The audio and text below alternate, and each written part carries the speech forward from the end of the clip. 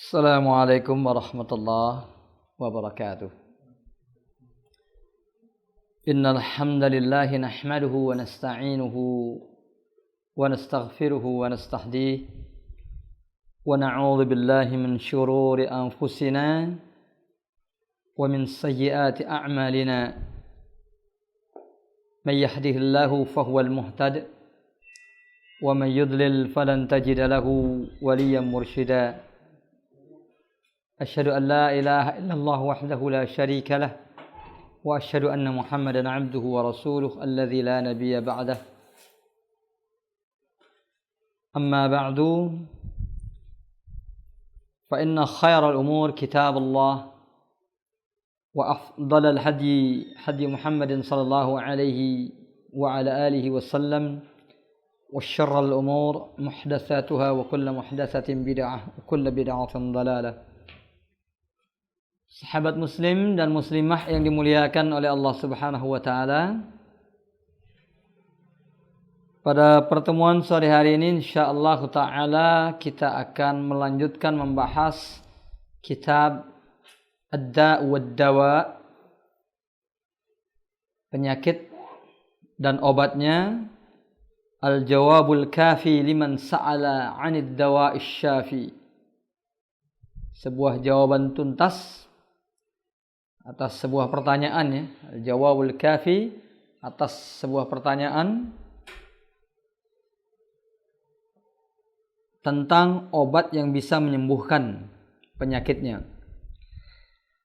Pada pertemuan yang lalu dan juga beberapa pertemuan sebelumnya, kita membahas tentang persoalan yang berkaitan dengan bagaimana seorang mukmin itu memperlakukan amal perbuatannya di hadapan takdir Allah Subhanahu wa taala. Bagaimana seorang mukmin memperlakukan amal perbuatan yang dia lakukan di dunia ini di hadapan berbagai macam dalil. Sebagian di antara dalil itu menjanjikan surga yang disebut dengan nususul wa'd, dan sebagian di antara dalil-dalil itu mengancam neraka, mengancam pelaku dosa untuk masuk ke dalam neraka yang disebut dengan nususun wa'id. Dan kita masih berbicara tentang, ya, al-murji'ah, ya, sekelompok manusia di kalangan kaum muslimin. Ya, al-murji'ah ini enggak kita sebutkan sebagai semata-mata semacam kelompok sempalan gitu, ya. Tidak semata-mata seperti itu. Karena pemahaman irja ini bisa hinggap dimanapun juga terhadap siapapun saja. Sebab bila kita hanya berbicara tentang kelompok sempalan, ya, yang mereka disebut al-murji'ah, ya, bisa saja ini menjadi senjata yang diarahkan kemana saja oleh siapa saja. Gitu. Jadi ada orang yang dia enggak bersikap keras seperti layaknya khawarij, ya, yang mudah memvonis kafir sesama mukmin. Oleh kalangan khawarij dia dituduh sebagai murji'ah, gitu, ya. Karena tuduhan itu bisa diarahkan kepada siapa saja oleh siapa saja. Sebagaimana orang-orang murji'ah ketika melihat seseorang berbicara tegas tentang masalah dosa, ya, bahwasanya Allah Subhanahu wa taala akan masukkan ke dalam neraka orang-orang yang melakukan perbuatan dosa dan kemudian tidak diampuni sesuai dengan kadar dosanya. Orang murji'ah juga bisa menuduh orang yang berpendapat begitu sebagai orang khawarij, gitu, ya. Jadi makanya kita tidak akan melibatkan diri terlalu khusus pada kelompok.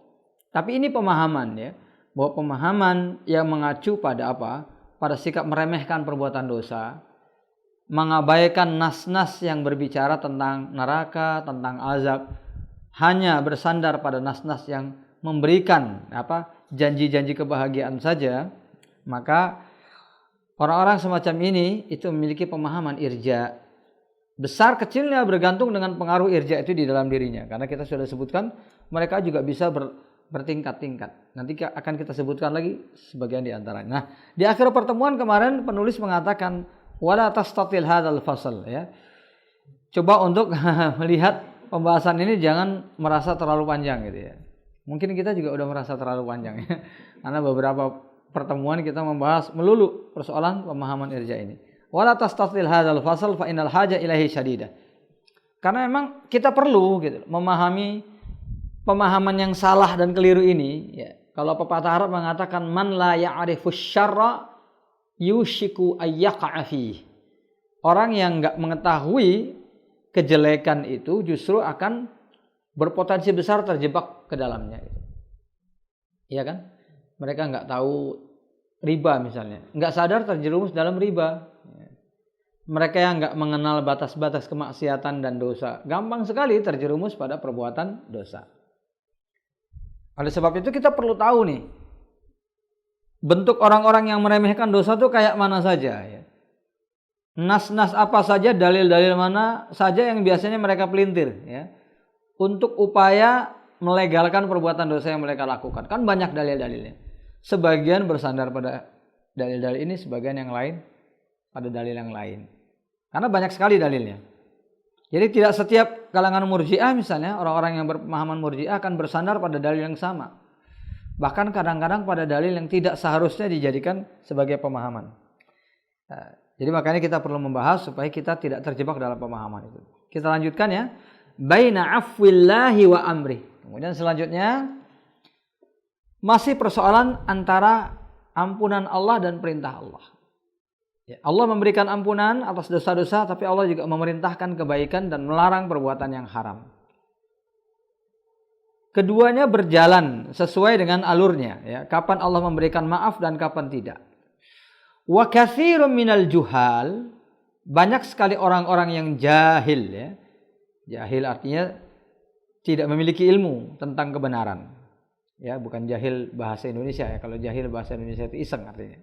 Ya. Ya, ke sebagian mungkin yang belum banyak hadir dalam kajian-kajian Islam itu kadang-kadang antara kejahilan itu kecampur maknanya antara jahil iseng dengan jahil tidak tahu. Jadi makanya perlu kita tegaskan ya. Wa katsirun minal juhal, banyak sekali orang-orang yang jahil, artinya orang yang tidak memiliki ilmu tentang kebenaran. I'tamadu ala rahmatillah, bersandar pada rahmat Allah, wa afwihi, pada kemaha pemaafan Allah gitu ya. Wa karamihi, kemaha muliaan Allah. Ini dijadikan sandaran oleh mereka, wa dhayya'u amrahu, untuk menyia-nyiakan, untuk mengabaikan perintah Allah, wa nahyahu, dan larangannya. Wa nasu, mereka lupa bahwa di samping sifat-sifat yang disebutkan tadi, annahu syadidul iqab, Allah itu juga maha dahsyat azabnya. Syadidul iqab. Wa annahu la yuraddu ba'suhu anil qaumil mujrimin. Bahwa Allah Subhanahu wa taala memiliki ba's, ya, siksaan yang tidak dapat dihindari oleh orang-orang yang berbuat dosa. Jadi dua realitas itu harus sama-sama kita pahami. Ya, sekali lagi itu ayat yang berkali-kali kita baca kemarin ya, Nabi ibadi, ya. Nabi ibadi, kabarkanlah kepada para hambaku, anni anal ghafurur rahim, bahwa aku maha pengampun dan maha penyayang. Wa anna azabi, dan bahwa azabku huwal azabul alim, juga azab yang pedih. Itu digabungin ya di dalam satu ayat sebenarnya supaya kita ingat-ingat gitu loh. Jangan ingat hanya azab Allah saja, nanti jadi orang yang keras gak karu-karuan. Makanya katanya orang yang berpemahaman murji'ah itu cenderung wajah dan penampilannya itu sangar ya. Mereka seolah-olah menunjukkan bahwa mereka itu tegas dalam kebenaran. Padahal manusia yang paling tegas itu adalah Rasul. Tapi bagaimana sosok Rasulullah ya? Orang yang paling banyak tersenyum. Beliau enggak banyak tertawa tergelak-gelak ya. Tetapi manusia yang paling banyak tersenyum. Padahal beliau paling tegas terhadap kebenaran. Ya, kebalikannya orang-orang yang berpemahaman murji'ah atau menggampang-gampangkan dosa, ini biasanya terlalu nosing tulus ya. Ya, terlalu apa? Karena terlalu meremehkan dosa, jadi kerjanya hanya cengengesan saja. Ya. Malah seolah-olah dunia ini milik mereka. Seolah-olah hidup di dunia ini selamanya. Tidak ada kekhawatiran terhadap dosa, ya. Jadi ada saatnya seorang itu menangis, Ada saatnya seorang itu bersedih, ada saatnya seorang itu berempati, tapi ada saatnya seorang itu juga bergembira, bersenang-senang, ya. Jadi Nabi itu selalu berwajah senang dan gembira ketika para sahabatnya bergembira, ya. Ya, menunjukkan sifat sedih, ya, sifat berempati ketika melihat sahabatnya berduka. Jadi ini adalah salah satu di antara hal yang perlu kita tegaskan. Kemudian wa man i'tamada 'ala al-'afwi ma'al israr 'ala dzambi fa huwa kal mu'anid. Maka ditegaskan oleh Syekh begini. Orang yang bersandar pada ampunan Allah tapi akhirnya membuat dia malah semakin tenggelam dalam dosanya, ini seperti orang yang mu'anid. Mu'anid ini orang yang bandel, ngeyel, ya. Mu'anid dia. Mu'anid itu dikasih tahu, kalau bahasa Indonesia itu keras kepala lah, ya. Orang yang keras kepala. Dia bersandar pada ampunan tapi terus berbuat dosa. Qala Ma'ruf, ya, Imam Ma'ruf mengatakan, raja'uka li rahmati man la tuti'uhu minal khizyan wal humq. Kalau kamu berharap, ya, rahmat Allah tapi kamu tidak menaati Allah, kamu berharap rahmat dari Allah, ya, yang justru kamu tidak menaatinya, maka itu artinya khizlan wal humq. Itu menandakan kamu itu hina, kamu itu dungu. Humq itu artinya dungu. Jadi humq itu kebodohan, ya, kalau mau gambarannya, humq itu sifat bodoh yang biasanya dilekatkannya ke keledai, ya, dangkai. Keledai itu bodohnya kan keterlaluan, ya. Nah, jadi kalau orang yang bersikap seperti itu, ya nggak ubahnya keledai, gitu. Nggak ubahnya keledai. Kita mengharapkan rahmat dari Allah yang Maha Pengampun, ya, yang Maha Pemaaf, tapi juga Allah Subhanahu Wa Taala Syadidul Iqab. Tapi justru kita akhirnya nggak mau taat sama Allah. Itu orang dungu, ya. Bahasa kasarnya kita mengharap maaf dari manusia nih, ya. Mengharap kasih sayang sama manusia. Kalau kita mengharap kasih sayang dari dia, kira-kira kita berbuat baik sama dia apa ngasarin dia? Berbuat baik kan gitu ya. Itu kan orang yang berakal gitu ya. Ya mau supaya guru saya baik sama saya. Marah kerjanya diisengin tiap hari, ya. Dibuat marah tiap hari. Bisa nggak kira-kira? Nggak akan bisa, ya kan? Nah, sekarang sikap yang sama-sama seperti itu. Kita ingin ampunan dari Allah nih, rahmat dari Allah. Tapi setiap perintah Allah dilanggar gitu. Kemudian setiap larangannya juga diabaikan. Apakah dengan cara itu pantas kita dianggap orang yang mengharapkan rahmat Allah? Itu kira-kira seperti itu. Wa qala ba'dul ulama, sebagian ulama mengatakan begini, berikan gambaran. Ini kiasannya dengan hukuman di dunia. Kan sebagian di antara maksiat itu ada yang ada hukumannya di dunia, kayak mencuri gitu ya. Ada hukum potong tangan, ada hukum qisas. Beliau mengatakan begini. Man qata'a udwan minka fid dunya bisariqati thalathati darahim. Allah yang memutuskan memotong tanganmu di dunia ini gara-gara kamu mencuri sebanyak 3 dirham. Ya, salah sadarahim, ya. 3 dirham. Orang mencuri 3 dirham. Ya, kemarin kita gambarkan sekitar 700-an ribu ya. Ya, kalau sekarang itu nyolong HP second, ya.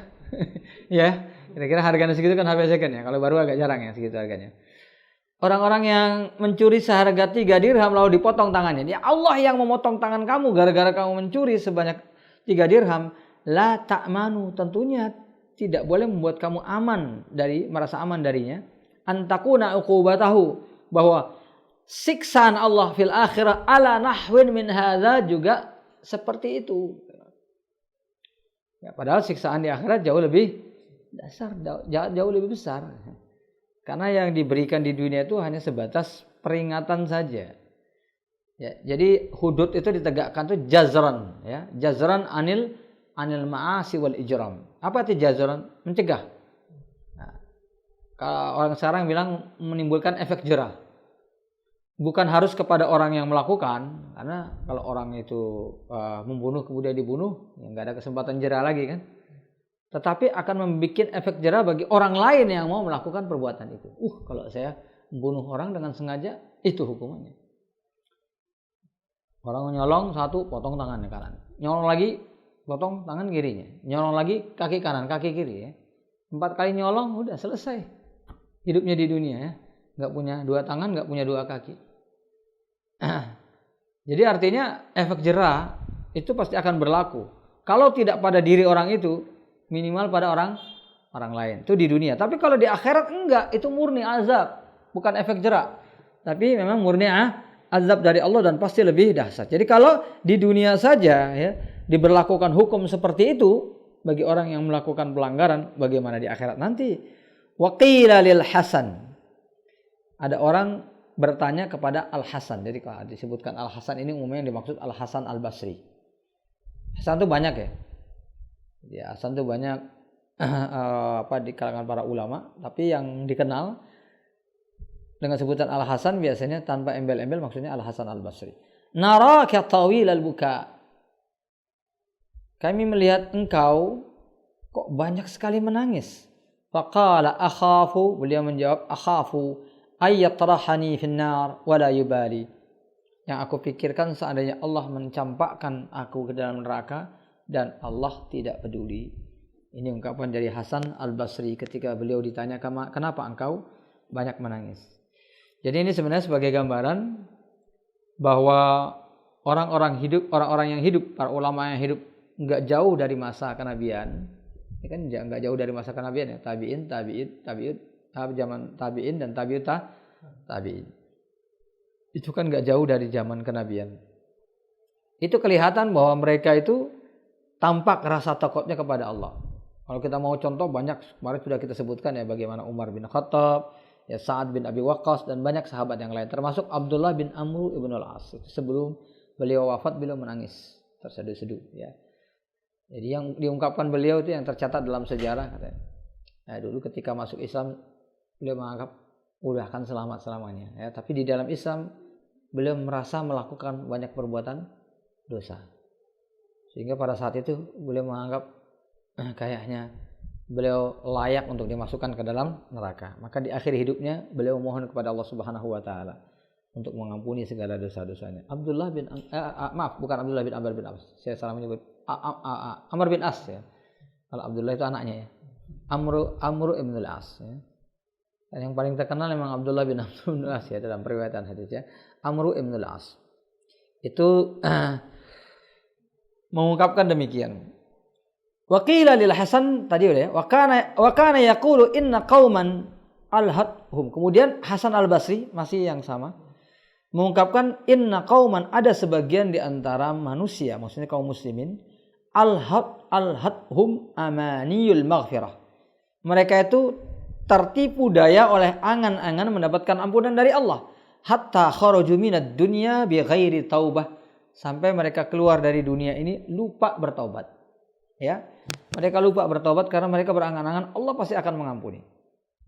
Ya, ya di antaranya orang-orang yang ya sering kita dengar ya dari kalangan sebagian orang yang meremehkan dosa. Ya, kalau diajak untuk bertaubat, mumpung masih muda. Ya, ini kan termasuk bagian dari pemahaman Murji'ah juga sebenarnya tanpa disadari ya, bagian dari pemahaman Murji'ah. Makanya saya katakan pemahaman Murji'ah itu percikan-percikannya bisa lengket di siapa saja. Ini bukan hak kelompok tertentu ya, yang memang merupakan kelompok Murji'ah gitu. Wa sa'ala rajulun al-Hasan ya. Ada orang lain juga yang bertanya, maaf. Sudah sampai di mana? Belum sampai situ. Masih ada yang belum terbaca. Belum ya. Yaqulu ahaduhum ya. Sebagian di antara mereka berhujah gini katanya, li'anni uhassinul dhanna bi rabbi. Karena aku berhusnudzan kepada Rabbku. Wa kadzaba, kata Hasan Al-Basri, orang ini dusta, bohong. Lau ahsanal dhanna la ahsanal amal. Kalau orang itu berhusnudzan kepada Allah, pasti dia akan beramal yang baik. Wa sa'ala rajulun al-Hasan. Ada orang lain juga yang bertanya kepada Hasan Al-Basri, faqala ya Aba Sa'id, wahai Abu Sa'id,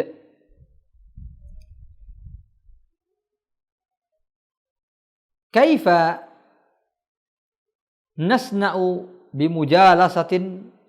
bimujalasati aqwamin yukhawifuna hatta takadu qulubuna tatir.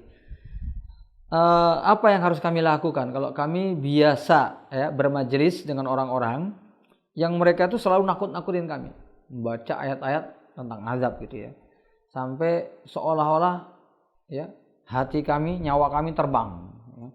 saking takutnya. Berlebihan dalam ayat-ayat azab itu kan juga nggak boleh ya. Harus diiringi juga dengan ayat-ayat tentang rahmat. Tetapi yang ditanyakan di sini gimana? Kami duduk bersama orang yang nakut-nakutin kami terus. Faqala wallahi la antashaba, ya, kata beliau, seandainya kamu berkumpul dengan orang-orang yukhawifunaka hatta tudrika amnan, kalau mereka itu menakut-nakuti kamu sampai kepada kamu pada posisi aman, ya, karena takut dengan neraka akhirnya dijauhi perbuatan dosa sampai kamu pada posisi aman, khairun laka, itu lebih baik min antas haba aqwaman, daripada kamu bergaul dengan orang-orang yu'amminunak, memberikan rasa aman terus kepada kamu. Insyaallah Allah mengampuni dosa kita. Insyaallah mengampuni dosa kita. Itu saja ya. Hatta talhaqal makhaif, sampai hal-hal yang menakutkan itu betul-betul menghampirimu, ya. Apa yang hal-hal yang menakutkan? Iya, dosa-dosa, maksiat dan lain sebagainya. Ya, saking nyamannya. Jadi ini sebenarnya perumpamaan dua hal yang sebenarnya sama-sama tidak baik. Ya, terlalu banyak menyampaikan hal-hal yang buruk juga nggak bagus.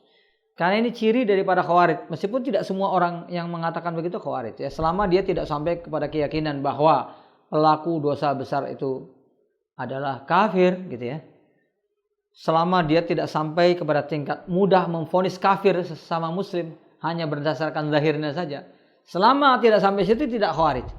Tapi ada orang yang tidak seperti khawarij tapi berlebihan dalam ayat-ayat wa'id. Ayat-ayat yang mengancam, kan dikit-dikit neraka, dikit-dikit neraka, gitu ya. Maksudnya dia supaya orang takut. Sebenarnya ini tidak tepat. Harus ada perimbangan, ya, antara rasa takut dan harapan. Tapi apabila dibandingkan nih ada dua, ini majelis yang di sini banyak ingetin nerakanya, gitu. Nyaris nggak pernah nyebut tentang sorga, ya. Yang di sini nyebut tentang sorga saja. Diberi angan-angan saja. Siapa yang ngamalkan ini dapat pahala ini, alhamdulillah, ya. Pahala ini, alhamdulillah, ya, kerjaan ini pokoknya senang saja. Ya. Mana di antara yang lebih menyelamatkan? Yang di sini mungkin bikin tegang, gitu ya. Duduk di situ, saya kok duduk majelis kayak gitu, gemeteran aja kerjanya. Ya. Tapi lebih baik kemudian orang itu akhirnya menahan diri dari perbuatan dosa daripada akhirnya membiarkan dirinya tenggelam dalam dosa-dosa. Tapi sekali lagi dua-duanya tidak benar. Nah, ini di sini saya mau bicara sedikit, ya. Nah, ini karena kaitannya dengan sikap berlebihan, ya. Sikap berlebihan orang yang melampaui batas. Jadi harus ada perimbangan antara keduanya itu supaya apa? Supaya bukan semata-mata kita nyari selamat, gitu. Tetapi adanya perimbangan tersebut supaya juga memberikan kesan bahwa Islam itu adalah agama yang memberikan kemudahan, kan begitu ya? Ya, kalau kita banyak bicara tentang ayat azab saja, orang ketakutan, dia seolah-olah agama itu berat, gitu. Iya, kalau orang ini bisa bertahan terus kayak gitu. Kalau lama-lama dia akhirnya mutung, ya, jadi putus di tengah jalan. Karena orang yang terlalu banyak takut saja tanpa menghibur diri dengan kebaikan-kebaikan Islam, itu takutnya nggak bertahan lama, gitu. Itu yang dikhawatirkan seperti itu. Kebalikannya ya lebih parah lagi, karena memberikan ruang itu sudah jelas itu membuat orang mengabaikan ayat-ayat azab. Nah, sebagian di antara orang-orang yang berpemahaman seperti ini itu bahkan menukil pendapat-pendapat dari kalangan orang-orang sufi militan. Jadi sufi militan ini juga dua versi. Jadi versi yang banyak ngasih ayat-ayat azab. Mereka menjadi radikal, nggak pernah senyum, tegang segala macam. Ini orang-orang sufi. Tapi ada orang-orang sufi yang justru kebalikan, gitu loh. Menggampang-gampangkan, gitu. Sampai mereka mengatakan begini, ya. Di antara ungkapan orang-orang sufi itu misalnya yang berlebihan. Jadi kalau kita beramal, kita menganggap amal kita itu kok kurang, ya. Kok masih kurang saja. Itu berarti kita itu takabur. Amal ibadah maksudnya. Di hadapan Allah, bukan di hadapan manusia. Nah, bukan dia ngomongin di hadapan manusia, enggak, di hadapan Allah dia merasa amal saya masih kurang, dia takabur. Bahkan ada di antara mereka yang sangat ekstrem mengatakan musyrik, ya, orang yang berpendapat begitu. Oh, amalan saya kurang. Lebih baik dia amalannya sedikit tapi dia merasa nyaman dengan amalannya daripada banyak tapi merasa kurang. Ini ungkapan yang nyata sekali, ya, dari sebagian kalangan sufi, gitu loh. Jadi artinya menggampang-gampangkan, ya. Merasa kurang terhadap amal perbuatan itu harus, Tapi nggak boleh sampai menyebabkan kita putus asa. Ya, jadi antara dua ya, kalau para ulama menyebutkan begini. Ada dua lembah yang sama-sama berbahaya. Yang pertama lembah ya, namanya lembah Wadi Al-Wa's, lembah keputusasaan. Ya, jadi orang saking merasa kurangnya beramal, saking merasa beratnya dosa, sampai akhirnya putus asa dia. Gara-gara putus asa akhirnya udahlah daripada berat nanggung kepalang basah. Sering dengar gitu ya. Udah berbuat dosa kepalang basah tanggung ya. Daripada saya juga nggak akan diampunin. Ini putus asa dan ini bahaya sekali ya. Ini lembah yang pertama. Lembah yang kedua, lembah al-amni min makrillah, wadil aman min makrillah. Lembah orang merasa aman dari azab Allah ya. Dia merasa nyaman. Beramal sedikit, udah cukupan lah, masih banyak orang yang jauh lebih jelek dari saya. Kira-kira seperti itu ya. Ya kan? Setiap kurang selalu yang dijadikan sasaran orang lain yang dia anggap lebih kurang, padahal yang dia anggap lebih kurang juga belum tentu lebih kurang kan ya.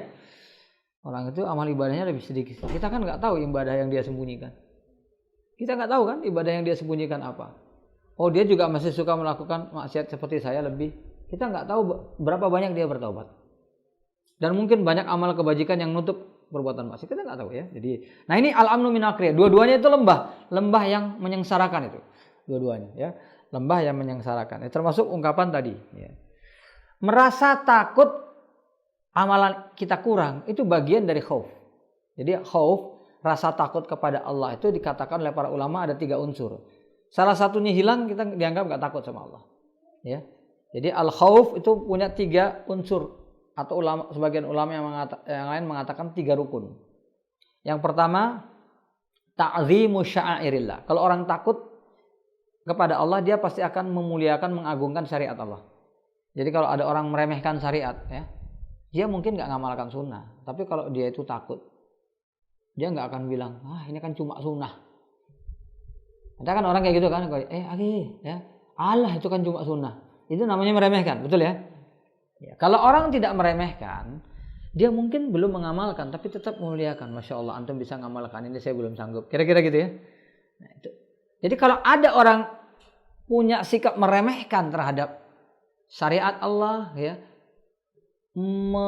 meremehkan peringatan-peringatan Allah, ini nggak punya rasa takut berarti. Semakin dia nekat dan konyol dengan ucapannya, semakin dia nggak punya rasa takut. Yang pertama. Yang kedua, khasyatut tafrid. Khasyat tafrid itu apa? Takut amalannya kurang. Ini ciri khas seluruh orang-orang soleh, kan gitu. Umar bin Khattab di hadapan Allah merasa amalnya kurang nggak? Merasa amalnya kurang. Sudah kita berikan contoh sebagian. Abu Bakar juga begitu. Para sahabat semuanya begitu. Mereka orang-orang yang soleh itu selalu merasa amalannya kurang. Jadi ini tidak salah. Tidak seperti yang dikatakan tadi. Jadi sampai sebagian orang sufi mengatakan kalau kita merasa kurang amalan kita di hadapan Allah, itu bisa musyrik.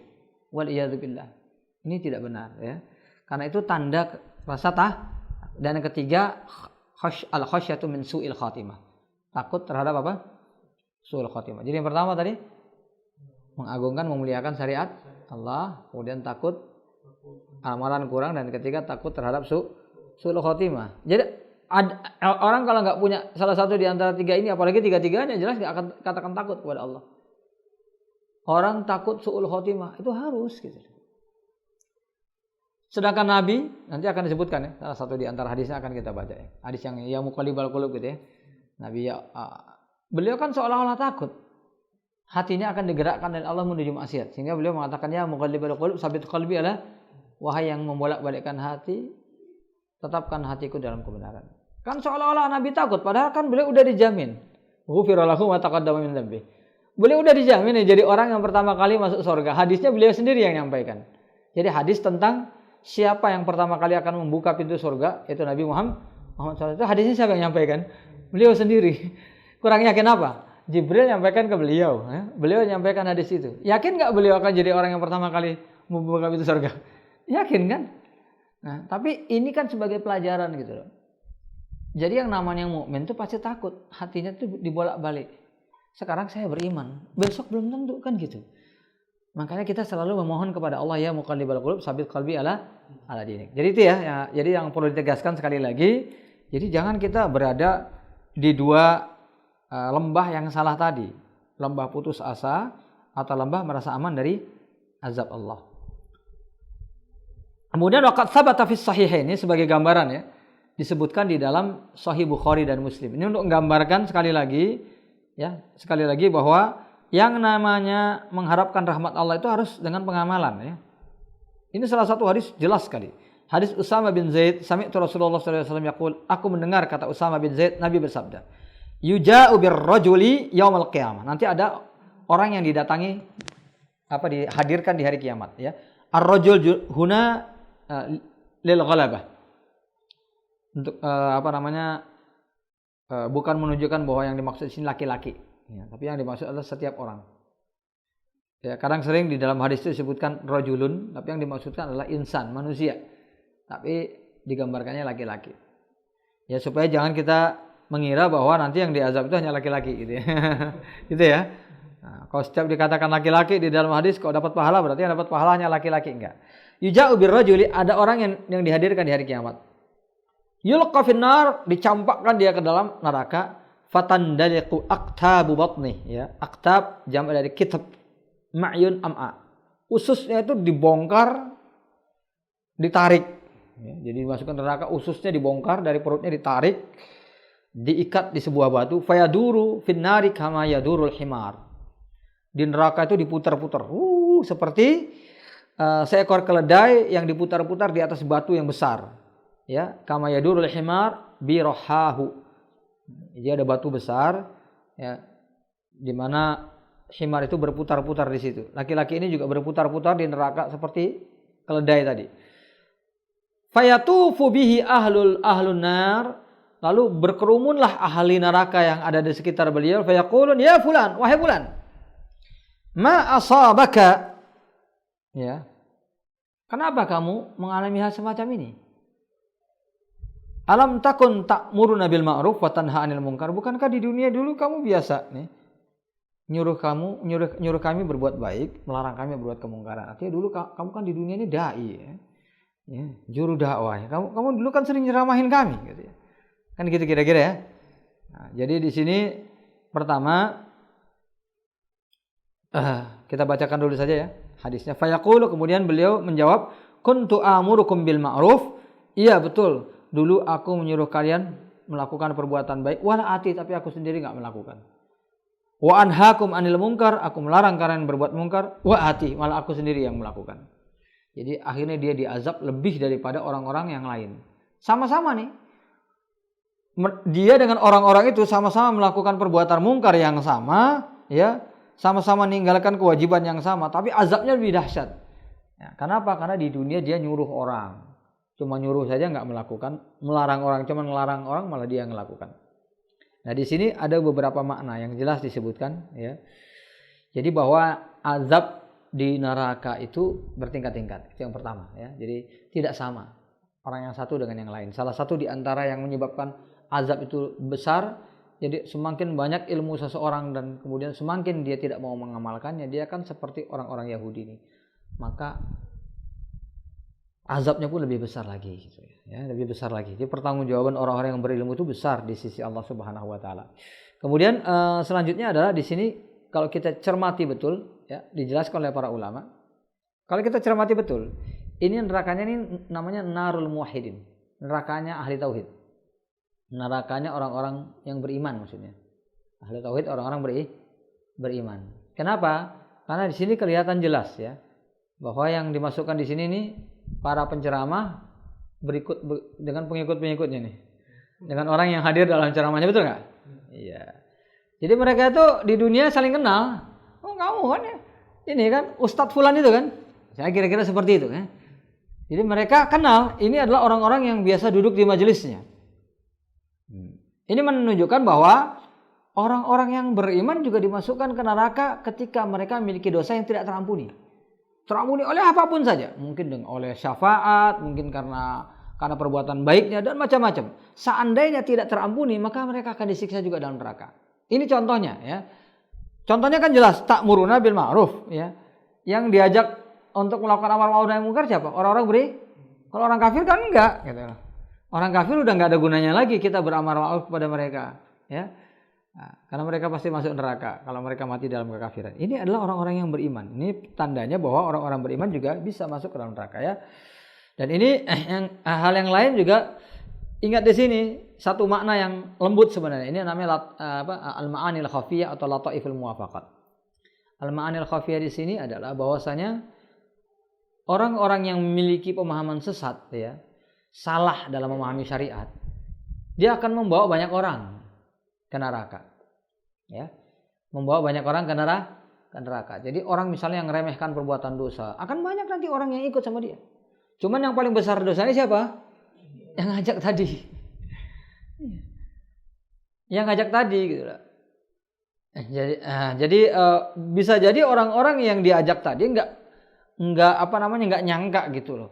Ya, ustadz yang dulu ngajarin kami ternyata juga sama kayak kami, enggak ngamalkan juga. Nah, tapi atau sebagian mereka tahu gitu loh, sama-sama enggak ngamalkan. Tapi mereka enggak nyangka, kenapa kok azabnya lebih banyak dia dari kami. Alasannya adalah karena dia sebagai juru dakwah. Maka dosanya lebih besar. Jadi ini luar biasa ya, ikhwas fillah yang dimuliakan Allah. Nah, sebagai hal terakhir yang terkait dengan pembahasan kita di sini gitu loh. Jadi amalan orang-orang yang bersandar pada ampunan Allah saja, ini kan orang-orang ini di dunia ini kan selalu berdalil dengan ayat-ayat ampunan kan gitu ya. Akhirnya mereka dimasukkan neraka karena perbuatan-perbuatan dosa mereka. Jadi nggak berguna segala harapan mereka terhadap ampunan Allah itu, karena kalau ternyata amal perbuatan mereka mengingkari perintah-perintah Allah dan larangan-larangan Allah. Itu titik penting yang mau kita ambil sesuai dengan pembahasan di sini. Zakarul Imam Ahmad min hadisi Abu Rafi dan seterusnya. Nanti ada hadis yang lainnya. Ini hadis lain disebutkan dari Imam Ahmad dari Abu Rafi. Ya. Marra Rasulullah bil Baqi. Rasulullah mampir di Baqi, ya itu tempat dikuburkannya ya. Pekuburan gitu. Baqi itu sebenarnya nama tempat. Ya, nama tempat tapi kemudian dijadikan kuburan massal ya. Marra Nabi sallallahu alaihi wasallam bil Baqi, Nabi lewat di Baqi. Dan Baqi ini tempat dikuburkannya kaum muslimin. Beliau mengatakan uf la. Kata beliau. Fa zanantu annahu yuriduni. Perawi hadis ini, sahabat ini takut kalau Nabi mengucapkan itu kepadanya. Faqala, kalau Nabi bersabda, enggak, aku enggak ngomong gitu sama kamu. Aku sedang mengomentari orang di kuburan ini loh, yang sudah dikubur ini. Faqala la, lakin hadza qabru fulan, inilah kuburan si fulan. Ba'astuhu sa'yan ala ali fulan. Aku menyuruh dia mengumpulkan harta dari bani fulan.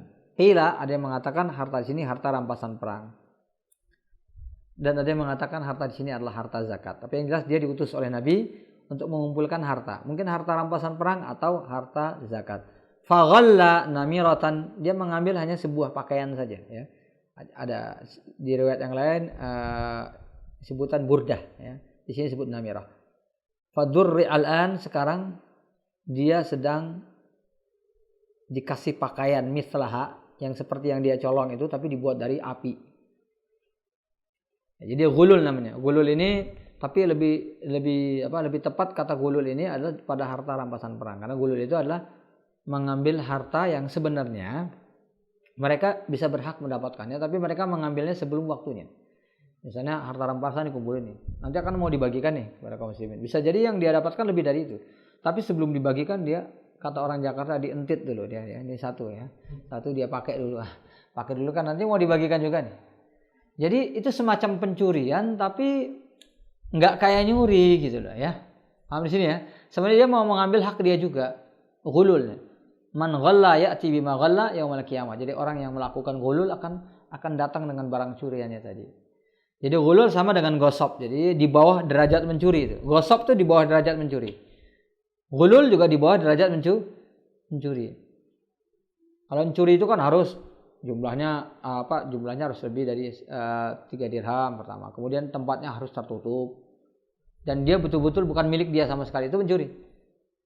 Kalau ada barang di jalanan ini, ada orang naruh barang di jalanan itu sembarangan, diambil orang lain.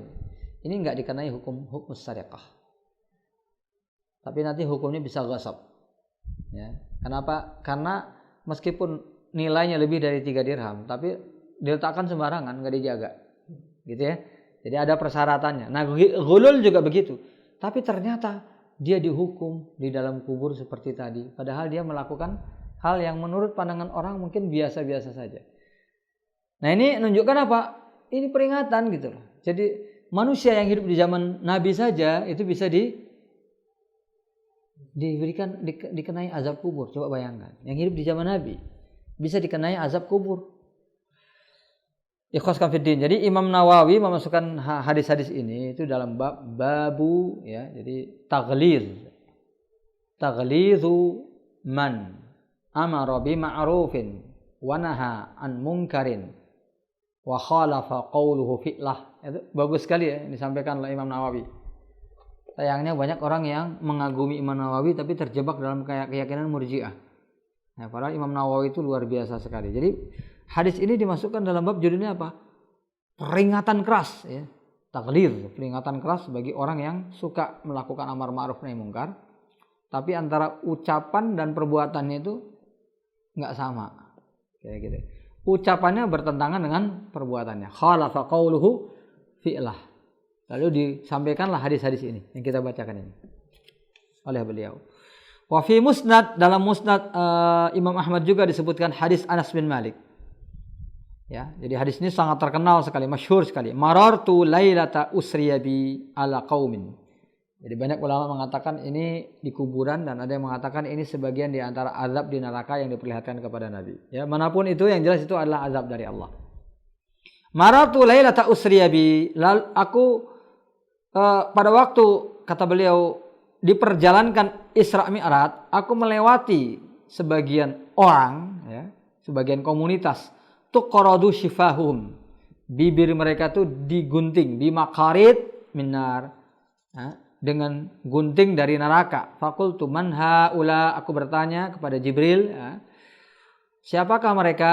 Faqalu khutaba, mereka itu adalah khutaba, ahli khutbah min ummatika, dari kalangan umatmu. Coba ya, ahli khutbah dari umat Muhammad sallallahu alaihi wasallam, ahli khutbah di kalangan muslimin, min ahli dunia, dari kalangan penduduk dunia. Kanu ya'muruna an-nasa bil birri, mereka menyuruh orang berbuat kebaikan, wa yansawna anfusahum, tapi mereka lupa diri mereka sendiri. Afala ya'qilun, apakah mereka tidak berpikir? Jadi ayat ini sejatinya adalah kecaman kepada orang-orang Yahudi. Kecaman kepada orang-orang Yahudi. Tetapi orang Islam juga banyak yang mengikuti jejak mereka. Senang nyuruh kebaikan tapi lupa dengan dirinya sendiri. Alladzi yu'allimun nasal khaira wa yansa nafsahu kamathalis siraj yudhi'u haulahu wa yahriq nafsah. Dalam hadis dikatakan begitu. Orang yang kerjanya senang ngajarin kebaikan kepada orang lain tapi lupa dengan dirinya sendiri, itu seperti lilin yang menerangi sekitarnya tapi membakar dirinya sendiri ya. Sering mendengarkan istilah itu sebenarnya istilah dalam hadis ya. Istilah yang ada dalam hadis Nabi sallallahu alaihi wasallam.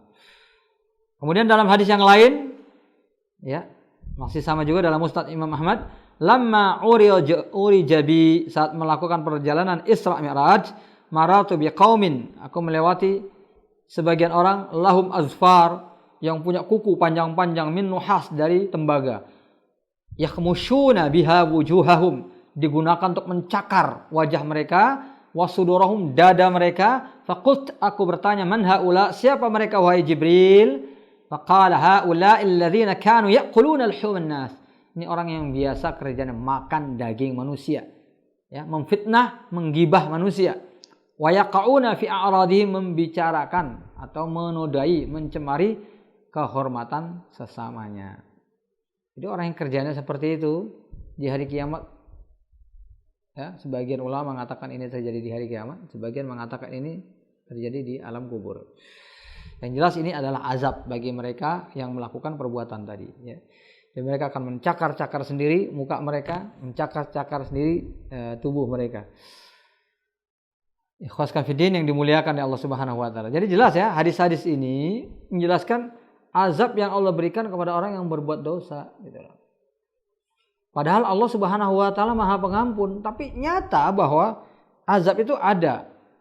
Bahkan kepada orang-orang yang jelas-jelas tadi ya, tukang menyuruh berbuat kebaikan. Pasti orang-orang ini sering menyampaikan ayat-ayat wa'ad dan ayat wa'id kan.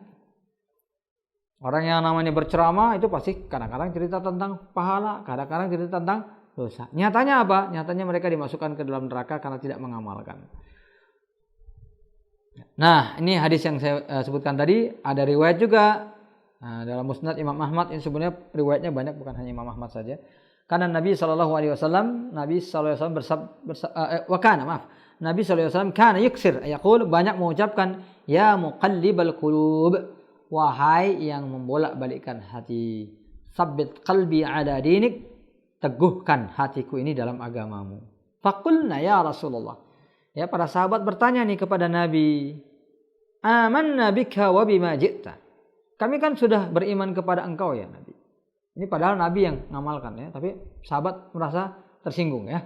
Tersindir, bukan tersinggung, tapi tersindir. Nabi saja ngomong gitu, apalagi mereka kan gitu ya. Tapi kemudian mereka menjawab begini, aman Nabi kawabi majid tabi, kami kan sudah beriman kepadamu dan kepada risalah, ajaran yang diturunkan kepada kamu. Fahal takhafu alaina, apakah kamu mengkhawatirkan kami juga ya Rasulullah? Ya, jadi ajaran Nabi yang selalu berdoa begitu, itu merupakan sindiran ya kepada para sahabat. Perlukah kita itu berdoa seperti itu, kira-kira begitu ya? Ya Rasulullah, padahal kita kan sudah beriman. Nabi mengatakan, "Na'am, innal quluba baina isba'aini min asabi'ir rahman." Karena hati manusia itu berada di antara jari-jari Allah Subhanahu wa taala, yuqallibuha kaifa yasha. Allah bisa membolak-balikkan hati sekehendaknya. Jadi artinya apa? Jadi nggak boleh orang itu merasa aman ya. Al-amnu min makrillah. Orang yang sudah banyak ibadahnya sekalipun nggak boleh merasa aman. Apalagi kalangan murji'ah yang senang berbuat dosa tadi. Udah banyak dosanya ngerasa aman. Ini parah ini ya. Orang yang sudah banyak ibadahnya saja pun tidak boleh merasa aman. Apalagi yang udah jelas-jelas meremehkan dosa masih merasa aman ya. Ini sangat keterlaluan. Wa fihi aidan anhu anna Rasulullah SAW, ya, diriwayatkan juga dari Nabi pernah bertanya kepada Jibril ya, mali lam ara Mikail dhahikan qat, kenapa aku belum pernah melihat Mikail ini ketawa ya. Ada wajahnya itu seperti sedih ya, seperti muram. Qala ma dhahika mundu khuliqatin nar, semenjak diciptakannya neraka, Mikail ini nggak pernah lagi tertawa. Padahal apakah neraka itu akan membakar para malaikat? Enggak. Para malaikat bukanlah ahlun nar, tapi karena empatinya dia kepada orang-orang yang nanti akan masuk ke neraka. Ya, para malaikat berempati sedemikian rupa. Jadi ada banyak penjelasan para ulama gitu ya. Jadi malaikat ini ashabul khair, para pelaku kebaikan yang selalu beribadah kepada Allah, dan mereka itu menularkan kebaikan itu kepada orang-orang yang berbuat kebaikan. Itu banyak sekali dalil-dalilnya. Ya, kita doain sahabat kita tanpa diketahui, ya, malaikat langsung mengatakan amin. Walaka bimisal, kamu juga akan mendapatkan yang sama. Kan begitu ya? Ketika kita mencintai ahlul iman, orang-orang yang beriman, para malaikat juga akan mencintai kita. Jadi banyak sekali lafal-lafal di dalam hadis ya, termasuk orang yang menuntut ilmu ya, akan didoakan oleh para malaikat. Jadi sumbangsih para malaikat, empati malaikat kepada orang-orang yang beriman itu besar sekali. Ya, besar sekali kepada orang-orang yang beriman. Makanya setiap ada hadis yang di situ disebutkan malaikat, itu menunjukkan tentang keutamaan amal perbuatan yang disebutkan di dalamnya. Ya. Itu dijelaskan oleh para ulama. Wa fi sahih Muslim, dalam sahih Muslim juga disebutkan ya, ini hadis ini dijelaskan oleh Syekh Al-Albani, riwayat-riwayat yang lain selain sahih Muslim ya. Kata beliau banyak sekali hadis yang para ulama yang meriwayatkan hadis ini ya, begitu banyaknya karena hadis ini begitu bagus maknanya ya. Yu'ta bi an'ami ahli dunya min ahli nar. Nanti akan dihadirkan di hari kiamat ini penghuni neraka yang di dunia ini tuh paling senang, paling kaya, paling segalanya lah. tapi dia ahli neraka gitu.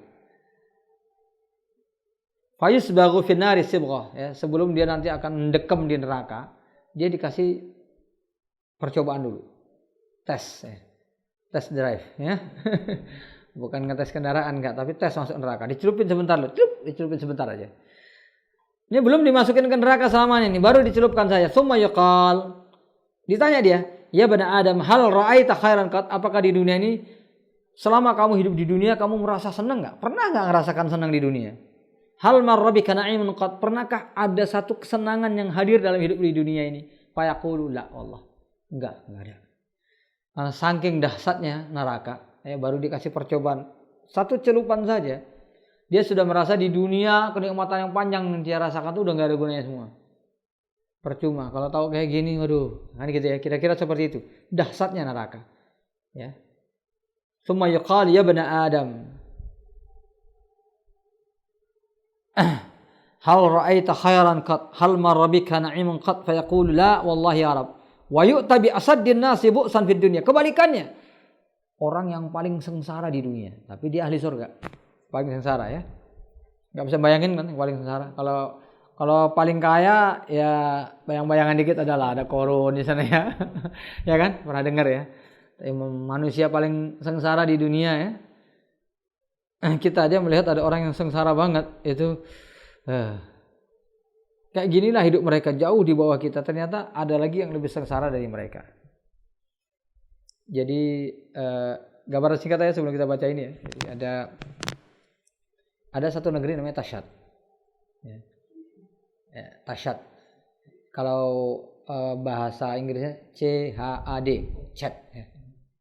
Indonesia Chad juga namanya negeri. Negeri Chad. Ya. Iya. Salah satu negeri Afrika. Terus termasuk negeri yang paling miskin, tapi nggak banyak diekspos. Orang kan mengeksposnya Ethiopia gitu ya. Ada lagi Chad ini. Ya.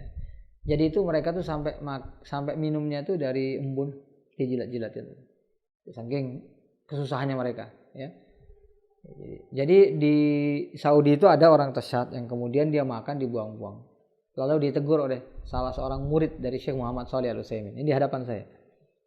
Jadi gini, kamu berasal dari mana? Tashad.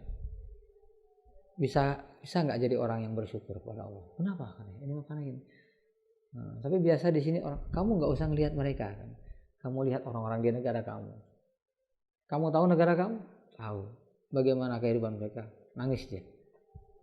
Iya, kami dulu gini sana begini ya. Jadi sampai minum saja ya untuk nyari minum saja kadang-kadang saking susahnya jilat-jilatin gitu ya. Itu biasa. Jadi mereka itu makan makanan sisa-sisa ya. Itu biasa. Jadi kemiskinan itu kemiskinan yang betul-betul susah kita bayangin lah kalau kita karena nggak pernah lihat kayak gitu. Jadi dia diingatkan ya, kamu di sini kayak gini. Karena dia udah lama tinggal di Saudi Arabia dari bapaknya. Tapi dia tahu lah kondisi tersebut. Mungkin dia belum pernah merasakan hidup di sana. Ya. Bisakah kamu lebih bersyukur? Jangan kamu lihat orang yang di sini yang makan serba ada, kamu lihat di negeri kamu. Dia nangis. Jadi saya lanjutkan ya. Jadi kebalikannya nanti di akhirat nanti akan dihadirkan orang yang di dunia paling sengsara, tapi dia akhirnya masuk surga. Fayusbaghu fil jannah sibghah. Dia dikasih masa percobaan juga, test drive juga, masuk surga. Sebentar aja, kasih lihat. Fayuqalu ya bani Adam, wahai manusia, hal ra'aita bu'san qat? Pernahkah kamu melihat kejelekan di dunia? Hal marrabika syiddatun qat? Pernah enggak kamu mengalami kesulitan hidup di dunia? Pernah enggak? Sekali aja. Fayaqulu la. Tidak, demi Allah, aku enggak pernah merasa susah di dunia. Begitu dia dapat indahnya surga, kesusahan dunia itu ternyata udah enggak ada lagi. Ya. Berganti dengan pandangan baik. Ma marrabbi bu'sun qattu wala ra'aitu syiddatan qat. Aku enggak pernah melihat kejelekan, enggak pernah ngerasakan kejelekan sedikit pun. Ini sebenarnya gambaran, ikhwah. Jadi banyak orang yang memandang yang namanya neraka itu ringan gitu. Seringan itu karena mereka belum pernah merasakan. Sehingga kenikmatan dunia ini membuat mereka lupa gitu. Lupa bahwa neraka itu dahsyat. Kalau mereka dimasukkan ke sana ini, semua kenikmatan yang kita dahulukan ini tidak ada apa-apanya semua. Ya. Kebalikannya juga demikian. Banyak orang menganggap ringan yang namanya surga Allah Subhanahu wa taala. Surga kenikmatan ya. Makanya Allah Subhanahu wa taala banyak menggambarkan kepada afala yang zuruna ilal ibli kaifa khuliqat ya. Wa Islam. Mencoba untuk menggambarkan kepada kita indahnya surga ya. Indahnya surga ini kan hanya bisa kita bayangkan, karena la ainun ra'at wala udhunun sami'at wala khatara biqalbi bashar. Enggak pernah kita lihat, enggak pernah kita dengar, enggak pernah kita bayangkan. Karena itu kita enggak ngerti hakikat surga ya. Sehingga karena kita enggak mengerti hakikat surga, sehingga ketika kita mendapatkan kesulitan di dunia sedikit saja, ya kita itu menganggap bahwa itu terlalu berat bagi kita ya. Padahal sesungguhnya ketika kita tahu indahnya surga, maka semua keburukan di dunia ini, kesusahan di dunia ini enggak ada apa-apanya. Ini sebenarnya yang hendak digambarkan oleh hadis ini seperti itu. Jadi enggak pantas orang itu memanjakan diri dengan keduniaan lupa akhirat. Tidak pantas orang itu mengeluh atas segala kesulitan di dunia ini ketika dia tahu ya bahwa pahala yang dijanjikan oleh Allah itu sangatlah besar. Ikhwas fillah yang dimuliakan oleh Allah Subhanahu wa taala. Ini kalau saya bacakan hadis yang satu ini, hadisnya panjang banget ya. Hadisnya tua loh. Hadisnya sesudahnya. Ya panjang sekali ya. Jadi ini insyaallah akan kita jadikan bahasan ya untuk yang akan datang. Nah, jadi kesimpulan dari hadis-hadis yang disampaikan tadi ini kan hadis-hadis termasuk nususul wa'id ya. Sebagiannya ada nususul wa'ad kadalik ya. Kebanyakan di sini adalah nas-nas yang menjelaskan tentang ancaman Allah Subhanahu wa taala. Bahwa ancaman itu nyata. Jadi, kalau seandainya orang-orang yang murji'ah ya, yang menganggap azab Allah itu tidak mungkin diberikan kepada mereka yang beriman, ini berarti hadis-hadis ini semuanya batil gitu loh. Jadi di sini kan dikatakan nih, azab itu diberikan kepada orang-orang yang melakukan ghibah gitu loh. Kalau orang-orang kafir itu enggak usah sebutkan lagi tentang ghibah gitu loh. Seluruh neraka itu yang terjelek udah mereka alami. Jadi ini peringatan bagi orang-orang yang beriman. Makanya kan ketika Nabi mengingatkan tentang azab kubur ya lewat di hadapan di kuburan kan. Ya. Jadi yang satunya ada 2 kuburan, ya, yang satunya diazab gara-gara menyebarkan namimah ya, ngadu domba. Yang satunya gara-gara nggak bersih dalam beristinja kan gitu ya. Dua-duanya itu kelihatan ringan, tapi ternyata itu merupakan dosa yang besar di sisi Allah Subhanahu wa taala. Nah, 2 kuburan ini milik siapa? Orang kafir atau orang mukmin? Orang beriman, mukmin, ya, orang yang beriman karena Nabi menancapkan ya di situ pohon kurma yang masih basah. Dan Nabi berharap selama dia belum kering, maka orang ini akan diringankan azab. Apa orang kafir bisa diringankan azabnya? Enggak bisa. Ya.